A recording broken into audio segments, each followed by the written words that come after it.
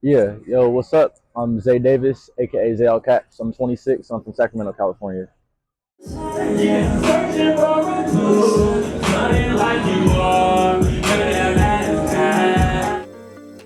I didn't grow up like too rough or anything.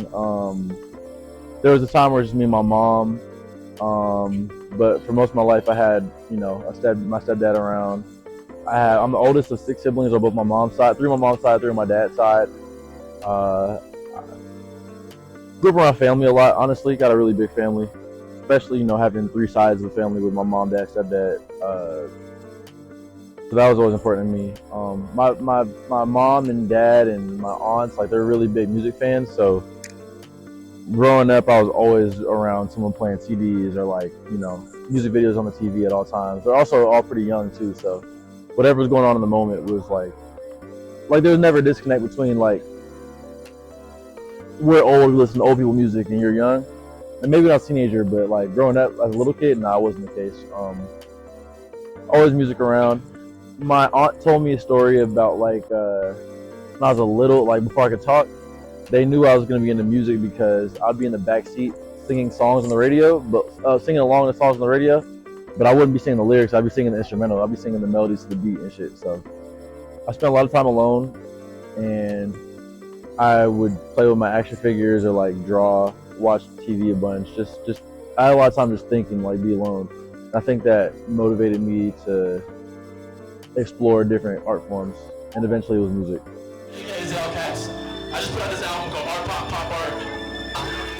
So when I was about like 16, I want to say, I knew I wanted to move to LA and pursue music. A lot of my family's from down here, and I just had a feeling that like everything I wanted to do was gonna need to be in LA. So when I was 16, I started doing college radio for the UC Davis radio station called KDVS, and that shit honestly changed my life. It really exposed me to a bunch of like-minded people, and also just people who were into things I didn't know you could like be into, like different styles of music, different lifestyles. Um, I didn't know it was okay and normal to just be into different shit. So that was really cool to see in person.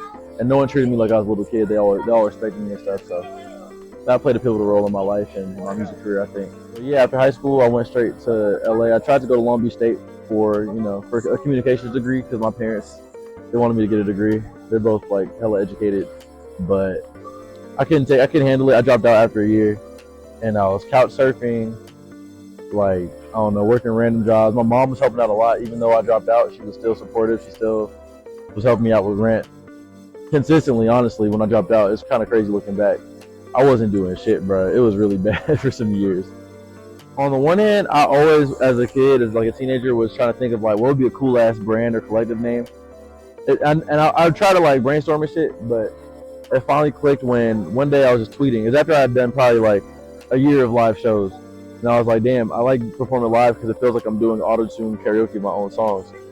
Then I was like, wait, I should name a label that. So it's like, I used to call it a fake label.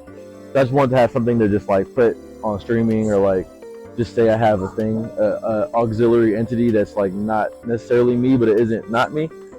But people were like, oh, people responded really well to auto-tune karaoke as a concept, and they're like, well, no, it's not fake. You have a label, bro. You have an indie label. Like, there's a roster. We have a distro set up. You know, I'll help Con pay for CDs a little bit. We got merch like hats, shirts. You know what I'm saying? We got physical CDs and shit. Like, it became real. I'm not gonna lie. And I take pride in it. And we throw literal auto-tune karaoke events from time to time. Who have I met through the music scene? Well, okay, my best friend Kwame Adu. I didn't meet him in the music scene, but we both came out here to do music, and we met each other like at the beginning of our journeys in LA, and we just been like joined at the hip damn near ever since.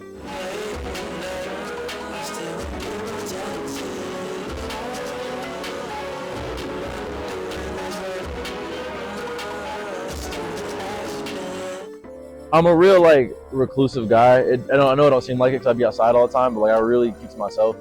And I be trying to chill and like not meet too many people. Like I really be trying to just keep it like close to home within the family, because people be weird, man. Like you meet somebody and find out they did some really bad stuff, and you're like, damn, bro. Like now I gotta take down our song together. You know what I mean? Or like you just find out somebody's kind of just a weirdo in a different way. Like, which is why I'm grateful for the people I've met through music who are chill and normal, and I think we'd be friends even if we didn't do music. So earlier this year, like August, I got to go on a mini tour. I did Chicago, New York.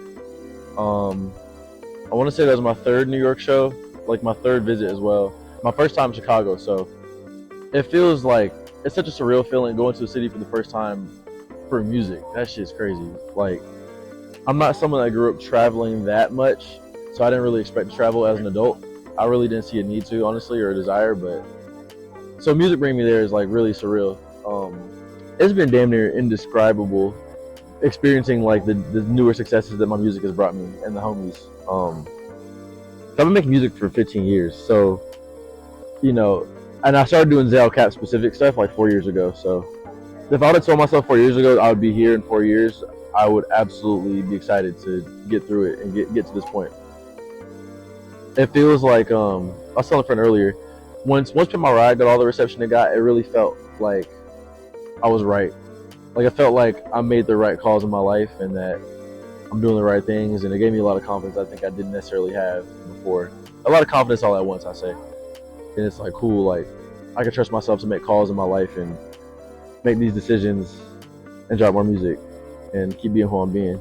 I think the confidence has brought my personal life has been the best thing about the music success. I don't gotta like be so on edge and uptight about things. It's like cool, what I'm doing works. Even if it never got bigger than this, I'm pretty happy with how big it got. So, you know, I'd say Pin My Ride is a special case because like I made it. I was like, this is pretty good. And then I went home. I was living with my friend Ocho worldwide at the time. He was like, bro, this is your best song. And I was really thinking like, that's the song we like sat on for a super long time too. We were just like, we knew whenever it was gonna be done, it had to like be like as close to perfect as we can get it. And I think once it was done, I kind of had a feeling like, okay, I think this could do a lot for me. I think it could be my biggest song for a lot of reasons. I think it's like perfect songwriting. It's also very catchy. I think it's like some ambitious but like well executed production. Yeah, I'm singing, rapping, and producing on the track. Like it's everything I do. And also, I had used that whole year leading up to the song dropping to like practice promoting myself more and get used to like posting. I intentionally prepared to drop that song, and I hope for the best. And like honestly, the best happened. Like I'm really happy with how it was received. Alright, baby. Yeah. Am I right, baby? I just want to spend some time. I feel like a bubble fest. One time, fuck it, I double text. Chevrolet, we was on Sunset. I can't tell if you the one yet. I can't tell if you the two either. We was backseat in a two-seat. Other songs though, like I got this song Accordion, I got this song Booth. Those are both songs I didn't make with the intention of having them like do well. But I think like when I look outside of myself, I'm like, okay, of course they did well. Like they're kind of quirky. They're like left of center, but still like there's enough of like a mainstream vibe that you can hang on to it as a casual listener. But those songs are me just kind of like fucking around, messing around. So it's like kind of surprising when that thing happens, but also like in all transparency, I was like not feeling the reception. I was like, damn, these songs shouldn't go up that much. That's not my main sound. Like these aren't weird enough. But I'm grateful for all of it now, and I don't really mind. I think now that Pin My Ride is dropped, I feel like that's a song that, as catchy and mainstream sounding as it is, I still think it's very true to me and sounds like exactly what I've always wanted to make. So, like, I think that's how I know I'm ready to go on a tour with somebody, or at least do a few stops. Because I think the reps we put in, it shows. I think there's like great crowd control, great stage presence, great breath control. I rehearse when I need to. The performance tracks are mixed well. They flow pretty well. I have a variety of songs performed. I think it's just like a great experience. Like I really like. I wish I could watch myself perform. I think it's tight. So it's been nice to do it in front of bigger crowds. And also another point, bruh, I've gotten to perform in front of a variety of audiences this year, which is like, I think it speaks to the reach of my music, and it gives me like confidence to keep going. And it's like reassurance. It's like, all right, I played this like underground beat scene, like sample-based beat show, doing the same songs when I did the Certified Trapper show. Or like I'm opening at this show where the headliner is this dude Aaron Goldberg, and his homie is Pendleton Ward, the dude that made Adventure Time. Pendleton Ward is drawing. And I'm at that show doing the same songs I did at the Certified Trapper show or the Mike show. And I think it's like, it speaks to, I guess the fact that I might have my own lane. I might have carved out my own lane that no one else could really like say they have, and it makes me feel good. Makes me feel like this is sustainable. I don't collab much either, so I feel like I'm gonna just do the show, dap somebody up, say what's up, tell them their song's cool if I like their song, and get up out the way. And you know, I think there's pros and cons to that. Like on the one hand, in theory, I could be missing out on opportunities. On the other hand, though, I'm not forcing anything, and I think that feels good.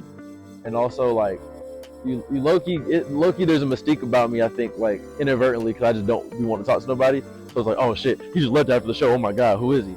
I don't know.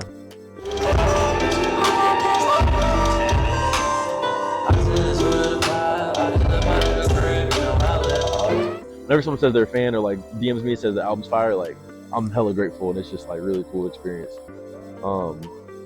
At the Mike show, the Pigeons and Planes show, like, my mom and grandma drove down. They surprised me. My mom and my grandma drove down from Sac to surprise me. Bro, I didn't realize it. I thought my grandma had seen me perform before. Dog, that was her first time seeing me perform. I'm in front of like 1,000 people. We're at the merch booth set up. There's like a bunch of people lined up to like buy merch, take a picture, have me sign something. Like excited to meet me, whether they just got put on or they were a fan prior and they came because they're fans. My grandma got to see all that, and that was just so nuts to me, bro.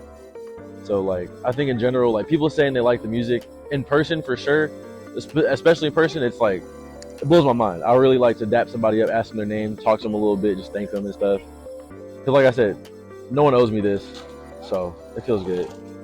And the biggest thing, bro, like what I love the absolute most out of this whole journey is it forced me to come out of my shell. Like I said, I'm a shy person, bro. Like I just feel like I should just keep to myself and not say nothing because no one cares or like it don't matter. I don't got nothing like unique to say. But one, I learned that's wrong, and two, I learned even if that's true, it don't really matter. You should express yourself. But yeah, this whole thing has forced me to be able to command attention.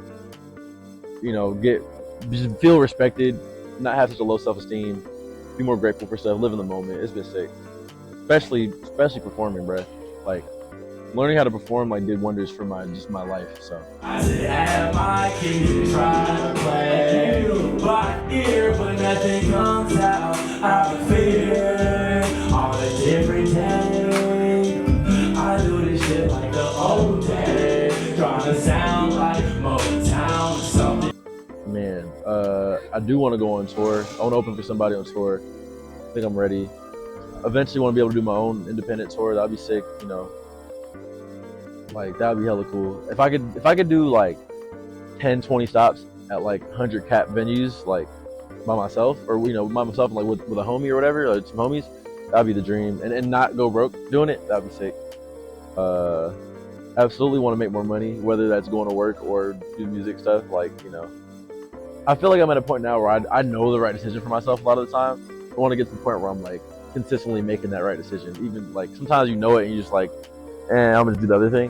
I want to like get like a consistent streak of just making like the right decision for myself in various scenarios. I think that's something to work on, and also just taking care of myself, which goes hand in hand with that. But I like the trajectory I'm on, and I feel like I have a lot to look forward to, like getting older and stuff. So yeah, it gets better. Never give up. So I got Jacob and make some noise for Cameron.